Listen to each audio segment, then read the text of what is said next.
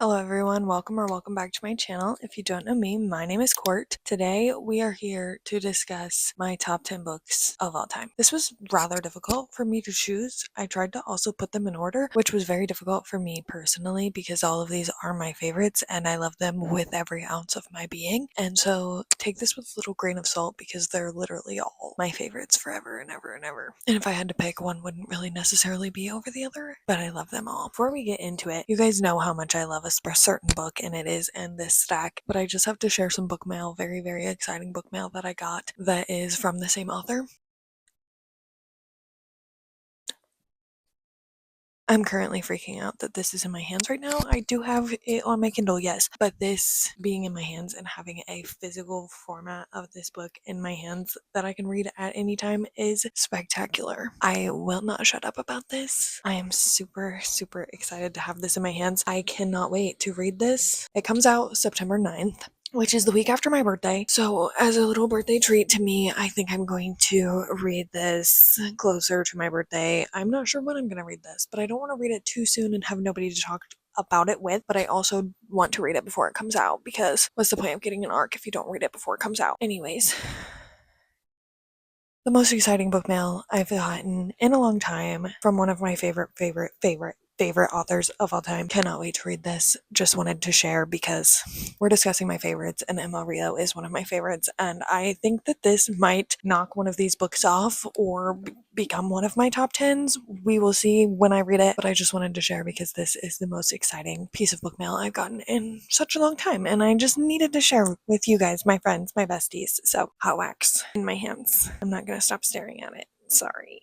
She's gonna sit right there. She does go on my favorite shelves already with my other Emma Rio books because she deserves her spot over there already because she's amazing and great. We love her. We're just gonna get into it. I tried to order these from 1 to 10 and we're going to start with 10 and make our way to number 1. Take this again with a grain of salt because I love these books so much, and they are books I think about every day of my life or just multiple times throughout my life and stick with me and are just something I will never stop talking about. If you need a book rec and you haven't read one of these will probably be the what I tell you to read, and I think that everyone should read these. And if you've read any of these and want to yap about them with somebody, please come talk to me because I am obsessed with these books and I will talk about these books probably at length. Could write a doctoral dissertation on all of them. So we're gonna get started. Before I yap too much about my love for these, we're gonna try to keep it short and sweet, but these are my top 10 of all time, and I tried to order them. We're going to start with number 10, work our way to number 1, but again, take that with a grain of salt. Starting off strong, number 10, we have The Raft by S.A. Bodine. This book has been through it. Okay, I just recently got this when I was in Ohio because it was at my mom's house, I think, or somewhere around there because I had left it for somebody to read, and because I literally think everyone needs to read this book. This book is so good. One of my favorite kind of suspenseful thriller books, and what really got me into the genre. I read this the first time when I was like 11 or 12. And it's still in my top 10. Crazy, I know. But this book, it's been through the ringer. It's so beat up. I wanted to reread it so bad. Even though I know what happens, the ending is such a shock factor that my 11, 12-year-old brain literally couldn't wrap my head around it at the time. But it has stuck with me since then and has become one of my favorite reads of all time. I don't know if it'll live up to the hype as much if I read it now. I hope it does because this book was phenomenal. And the way the end of this book literally left me speechless, staring at a wall when I was 11 and 12 years old, and I still think about the ending of this book today is crazy. But I loved this book and I still think about it, and it is still in my top 10 because it got me into the mystery suspenseful thriller genre, and also just another book that got me into my reading journey experience, however you want to call it. So I really love this book and highly recommend, even though it is like a young adult, very short book. I think anybody could enjoy this book, and I really hope it lives up to the hype if I do reread it. So this follows our main character, Robbie. She was on a plane and her plane crashes in the middle of the ocean, and all she's left with is this raft. And I believe it's a pilot or co-pilot named Max. Her and him and this raft are literally all that's left of this plane crash into the ocean. That's all I'm gonna tell you. Read it. It's so good. Moving on to book number 9. I don't have a physical copy of this book. It hurts me every day to say that, but when I do go to reread this book, I'm going to buy a physical copy of it. I actually read this on my Kindle and have listened to the audio. The only way I haven't read this book is physical format, so the next time I do a reread of this book will be in physical format. That is Happy Place by Emily Henry. This is my favorite Emily Henry book. I would argue that this is Emily Henry's best piece. My second favorite is Book Lovers, if you wanted to know, but this, otherworldly. I think about Harriet and Wen all of the time. I love them. The meaning about the happy place, the friends, the characters in this book, the past, present, everything about this book. I need to do a reread of it ASAP. It's been a really long time since I've read this book, but I really, really need to do a reread of it because I love it that much. There's not really much else to say about Happy Place, as this is it just gave me really warm, fuzzy feelings. It's in 9th place. It is one of my favorite romance books that has also women's fiction and just all these other elements that just made me feel so warm on the inside when finishing it. That is why I've reread it, re-listened to it. I will never get tired of this story in particular from Emily Henry, and I think she just executed this particular type of story and the second chance so perfectly. And second chance is one of my favorite things to read, and I think that's why it's my favorite of Emily Henry's works. So number 9 is Happy Place. I will never get tired of this book. It is by far my favorite Emily Henry book, and number 9 out of everything I've read ever, because it is just so well done. Happy Place, if you don't know what this is about or haven't read anything by Emily Henry, this is romance mixed with literary fiction, women's fiction. It follows our main characters who are going back to their summer house that they all kind of collectively have with their friends for the last time because they are selling it, I believe, or something's happening to it because they just can't keep it. And these two in particular have been engaged, but their friends don't know that they are no longer in a relationship with each other. So they now have to pretend that they are together for the entirety of their trip with their friends. It's a little fake dating. It's second chance. It's so good. My favorite of Emily Henry's works. The next two are two I've actually read this year, which is actually crazy. So number 8 is The Night and the Moth by Rachel Gillig. This fantasy book is unlike anything I've read before. The dark gothic themes and the unique plotline, I have never seen anything like it before in a book, and my reading experience while reading this book was something out of this world. I had such a fun time reading this book particularly. It was such a wild ride. I had so much fun. The gargoyle in this book is one of my favorite characters, literally of all time. He's so funny. His story, it's just beautifully done, and Rachel Gillig is one of my favorite fantasy authors because she writes very unique storylines, but executes them very well, keeps me hooked. I read One Dark Window in a day, and I read this in a matter of days, only because I didn't want it to end, but I still could not put it down. I need the second book to this immediately. I don't know what I'm gonna do until I get the second book of this, because I'm currently gnawing at the bars of my enclosure for the second book of this because I just keep thinking about the ending of this book, and I'm so I just think that this was such a unique storyline. The way that we got to see the entire world within the first book, a duology, love that. B, it's only 380 some pages. So much happened in those pages, but it still felt well-rounded enough. Yes, there's a second book, so there's some unanswered questions, but the book felt complete on its own without me being no. Some duologies, I read the first book and I'm like, you should have added more, you should have added less, maybe this needs to be more fleshed out series. No, this, Rachel Gillig knows how to write a perfect duology, and this is no different. I loved the first book of this series, the atmospheric vibes of this book, and the way I was able to picture the world so clearly while reading this just made my reading experience that much better. That is why this is number 8. I absolutely adore this book, and I need the second one so bad. If you haven't picked this book up yet and do not know what it's about, this follows our main character, Sybil, or as she's better known as the number 6, because she is one of the diviners, where she and her 5 others, because there's only 6 at a time. They're all numbered 1 through 6. Sybil is number 6. They are kind of the fortune tellers of this world. They take something, I believe it's blood from you, and then they drown like this, like on the cover, literally drown and dream about the future. There's these omens that can tell the future. So there's 6 of them, and whatever happens in this dream is good or bad, and that is the omens or the fortune of this person that they are dreaming for. And then they wake up and tell them their future. Unfortunately, each of the diviners goes missing one by one, and Sybil is confused why this is happening. Along come these knights to get their fortunes read before these diviners go missing, and Rory, this knight, agrees to help Sybil figure out why these diviners are going missing, along with the help of their gargoyle friend who calls everyone Bartholomew. It's so good.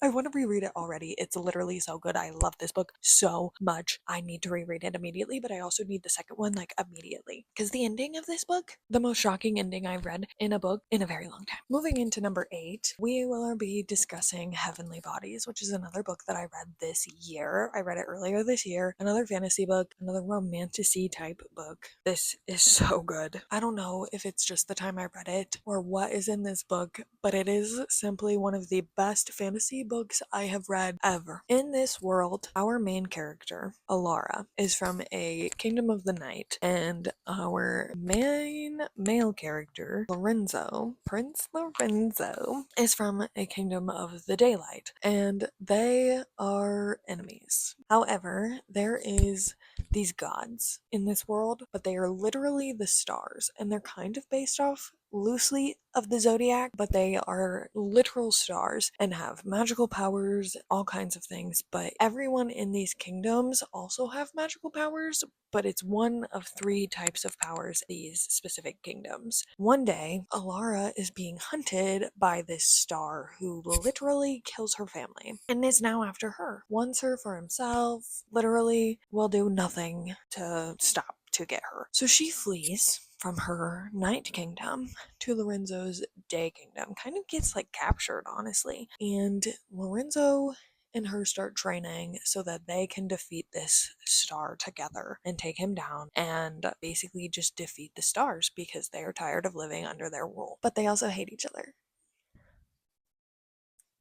This is also a series. I'm not sure how many books are in this series. I don't know if it's a duology, but the second one, Falling Stars, comes out in, I believe, November of this year. I'm obsessed with this book, and it is so good.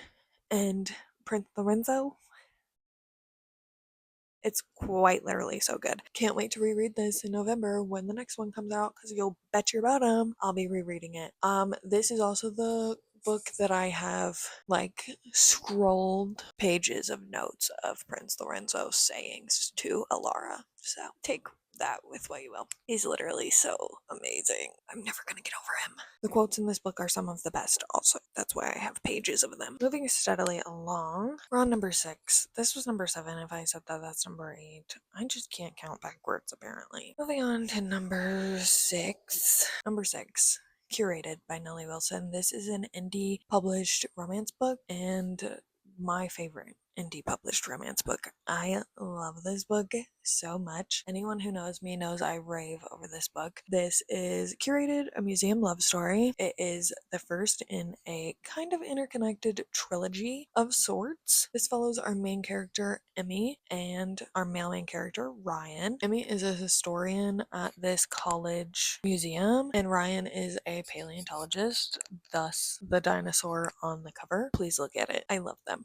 And because of school cuts, for financial reasons, just financial cuts at the school, they are forced to share an office together, and they act like they just don't like each other. Can you sense a theme here? People just don't like each other, and then they end up liking each other. Can we sense a theme here? They're also forced to kind of design an exhibition that's coming up together, and they're just kind of keep getting forced to be in each other's space. So it's a lot of forced proximity, and now they must share an office. Emmy is the epitome of a grumpy FMC, and she just can't get over Ryan and his self. And he keeps trying to charm his way into her life, and it's really just not working until one day it does. And then they're focused more on each other rather than their exhibition, and yeah.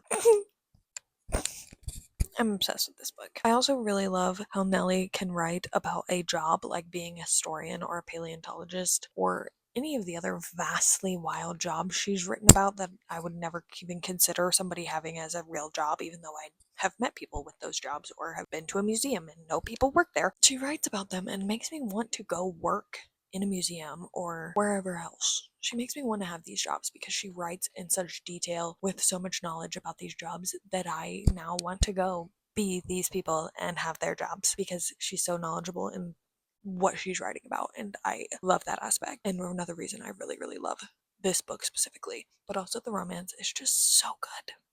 I love Emily and Ryan so much. Please go read this. It's on Kindle Unlimited, and it's one of the best romances I've ever read. Please go read it. Now we're moving into my top 5. Again, take this with a grain of salt because I love these books just as much as I love these books, but I had to choose an order for this video. I didn't have to, but I did. I love these just as much as these, but here's my top 5 coming at you hot.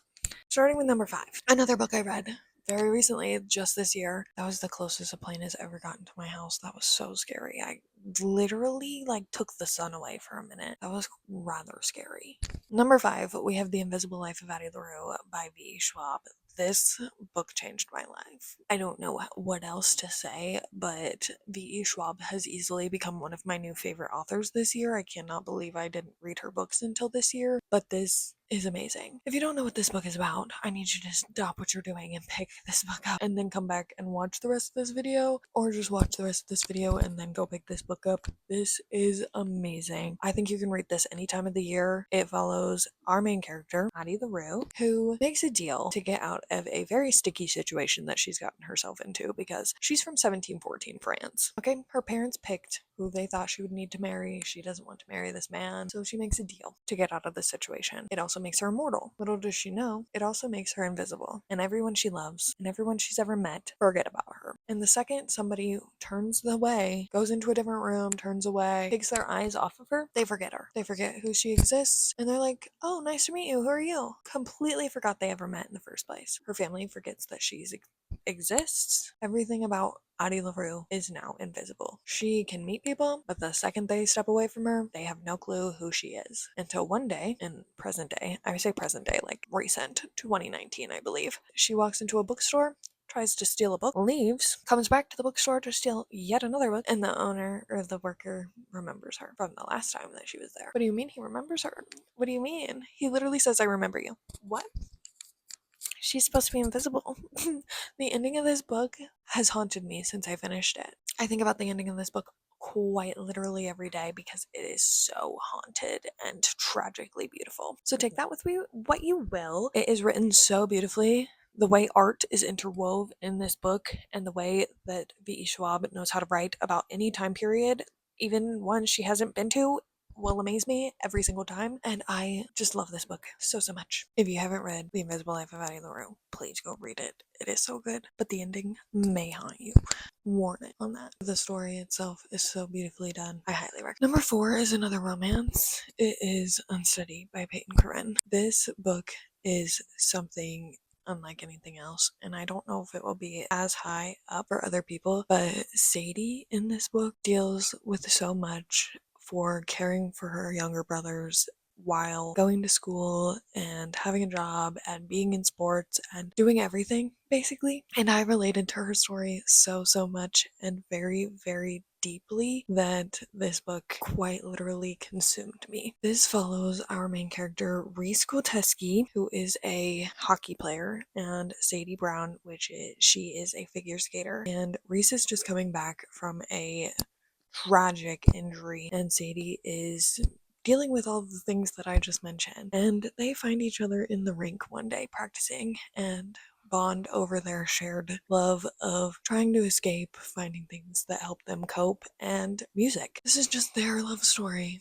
and how gentle Reese is with her and how literally stubborn Sadie is, but their love story consumed me and it really dug deep because of Sadie's life and goings-ons, but it is something so beautiful. I think it was done so well, and it just got me. I absolutely loved it. I also really liked the second one in the series, Unloved, and I cannot wait for the next one in the series. So that's why it's so high up, but it's also just a beautiful love story, and it just, the overcomingness they both do in this story, and the growth and everything. It's just unlike anything, and I absolutely love it a lot. Similarly to Unsteady, number 3 is The Two of Us by Taylor Torres. This is another romance that really just spoke to me when I read it. I read this 2 years ago and it has stuck with me so deeply. This is a second chance romance. It's a very emotional romance. Our main character, Mara, comes back to her hometown because her dad's illness has taken a turn. However, little does she know that her best friend's brother still lives in the house, like right next to them in this little cul-de-sac, and they haven't spoken in many years, but in their childhood they were basically inseparable because of her best friend and hanging out and all of the things, living next to each other, and they haven't spoken in a while. And now she's forced to bring up all of the past issues and her feelings, and everything kind of comes to the surface, and it was done so beautifully. The quotes in this book are things I think about all of the time. Whenever somebody needs a good emotional romance, this is what I point them to. It was done beautifully, gently, and so expertly. This is another indie book, and it says sometimes holding on to pain means letting go of love, and that is the overarching theme in this book. So please beware when going into this book. It does deal with very heavy topics, but it is done so beautifully and one of the best I've ever read. We are now in my top 2, and you can probably guess what they are because I can't stop raving over them. Number 2, we have my favorite book this year so far. That is The Bright Years by Sarah Damoff. This book is something else. Much like Unsteady, it looked me in my face and was like, this is about you. This story deals with so much triggers, so please check those before going into the book, as it deals with a lot of heavy topics, and I don't want you going in and being triggered by any of the things that it discusses. This book deals with grief. It also deals with addiction. It deals with giving a child up, all of those things. Please check your trigger warnings. There are more. This book is one big bottle of pain wrapped up into this little tiny book. This book follows our main character, Ryan, and our female main character, Lillian, who they meet and fall in love and become the Bright family. And you basically watch their lives from when they first meet as young adults, grown up into having their first child and living in this house, and then things happen and they grow apart and they have a daughter, Georgette. And you see her life as she grows up, and everything just kind of happens. And it's about just this little family of 3 and all of their trauma and all of the things that happen to them. And there's so much going on with addiction, with grief, with everything that happens. I'm just going to read the back of the book for you because I don't want to spoil anything that's not on the back of the book, but hopefully this convinces you to read it. It is so beautifully done. I have so many things underlined that if I just read them, it's going to hurt my feelings, but the quotes in this book and the way that Sarah Damoff was able to write about a fictional family that also felt like real life and my real life, and also just was so beautifully done. It felt very gentle in the way that these things need to be talked about, but also not so harsh that it was devastating. It was more devastating in a way that this is people's lives and this happens, and that's the devastating part. But people grow from it, and that's the beautiful part. That's what this is about. Let me read the back of the book to you. Ryan and Lillian Bright are deeply in love, recently married and now parents to a baby girl, Georgette. But Lillian has a son she hasn't told Ryan about, and Ryan has an alcohol addiction he hasn't told Lillian about. So Georgette comes of age, watching their marriage rise and fall. When a shocking blow shatters their fragile trio, Georgette tries to distance herself from reminders of her parents. Years later, Lillian's son comes searching for his birth family, so Georgette must return to her roots, unearth her family's history, and decide whether she can open up to love for them or herself where there's still time. Told from 3 intimate points of view, The Bright Years is a tender, true-to-life novel that explores the impact of each generation in a family torn apart by tragedy, but over time, restored by power of grace and compassion. That last sentence is literally better than I could have ever explained what this book is about. It literally will rip you apart and then try to put you back together, but I don't think I've been the same since reading this book, and the way it felt so intimately close to my real life. This book is beautifully done, and that is why it's my favorite of the year. It also was insanely close to how I feel about my life, and I related to Georgia really, like, too much almost. However, it was done so beautifully and it will stick with me for a really, really long time. And I don't know if this is a book that I will ever be able to reread because it is something that is very hard to read, but I'm glad I read it and it changed how I think about things like life and death and grief and family. So take that with what you will, but I highly recommend and think that everyone should read it at least once. And if you can, again, do not push yourself through the triggers if you can't, but this book is simply done so well, and it changed my life. That leaves us with the number one spot and my top favorite book of all time. And no one's going to be surprised about this because anytime I can talk about this book, I do. If We Were Villains by ML Rio. It is so difficult for me to put into words why this book is my favorite of all time, but it just is. The reading experience I had when reading this book for the first time, the way I felt after finishing this book, and simply the way this book just is. It opened up an entire new genre for me that is now one of my favorites, which is dark academia, and it has pretty much everything that I love. It has academia, it has a thriller-esque plotline, it has romance, it has suspense, it has pretty much everything that I love in a book put into one book, and I think that that is why it is my favorite of all time. I have so many things underlined in this book.